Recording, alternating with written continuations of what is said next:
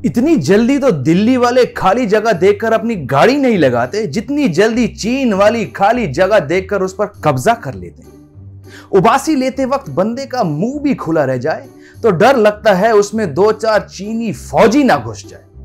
कल ही कोई बता रहा था कि जिनपिंग ने कहा कि गुलाबों सिताबों में जिस फातिमा महल के कागज नहीं मिल रहे थे वो भी चीन का है। मतलब मैं पूछता हूं, चाहते क्या हो चीनियों? 2 महीने हो गए लद्दाख में घुसे, अब तो घर चले जाओ। इतने दिन तो बच्चे गर्मियों की छुट्टी में अपनी नानी के घर नहीं जाते जितने दिनों से तुम अपने बाप के हमारे घर में घुसे हुए हो। हम सब तो कोरोना के चलते घर के नीचे दही लेने नहीं जा पा रहे और तुम हो कि 2 महीने से लद्दाख में कैंपिंग कर रहे हो। तुम्हें जून के महीने में लद्दाख में देखकर मुझसे ज्यादा खून तो मेरी बुलेट का खौल रहा है। और सेफ्टी पिन, ये बताओ, तुम चीन के राष्ट्रपति हो या कोई भूमाफिया? अबे कितनी जमीनों हड़पेगा भाई। तिब्बत तुम पहले हड़प चुके हो, अक्साई चीन पर तुमने कब्जा कर रखा है, ताइवान को तुम अपना मानते हो। 8 देशों से तुम्हारे बॉर्डर लगते हैं, 14 देशों से तुम्हारे बॉर्डर डिस्प्यूट चल रहा है।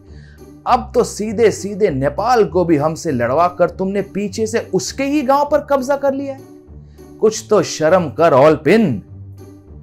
अपने आस पड़ोस 2-4 तो ढंग के दोस्त बना लो।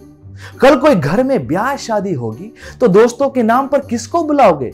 इमरान खान और किम जोंग को? इन जैसे बारातियों की शक्ल देखकर तो तुम्हारे यहां लड़कियां मंडप के बीच से भाग जाती है। इमरान खान को बुला लिया तो जूता चुराई की रस्म में सालियों की जगह वो खुद जूता चुरा कर भाग जाएगा। किम जोंग की शक्ल देखकर तो ये नहीं पता चलेगा कि वो बाराती है या रुमाली रोटी सेकने वाला तंदूर। मुंह देखा है उसका? अगर तुमने कहीं कब्जा ही करना है तो किम जोंग के मुंह पर कर लो। 1000 प्लॉट तो अकेले किम जोंग की टोड़ी पे कट सकते हैं, 10-20 सोसाइटियां तो उसकी डबल चिन में कट जाएंगी। हाँ भाई हाँ, पता है ये मजाक नहीं है, मगर जिस पे कर रहा हूं उसकी हरकतें भी तो देख लो। और safety pin, on a serious note, सच कहूं तुम्हारी इस गुंडागर्दी के पीछे मुझे कोई खास अक्लमंदी भी नहीं आ रही है। मतलब इंडिया और चीन के बीच $100 बिलियन से ज्यादा का कारोबार होता है। तुम्हारी कंपनियों का हजारों करोड़ यहां लगा है।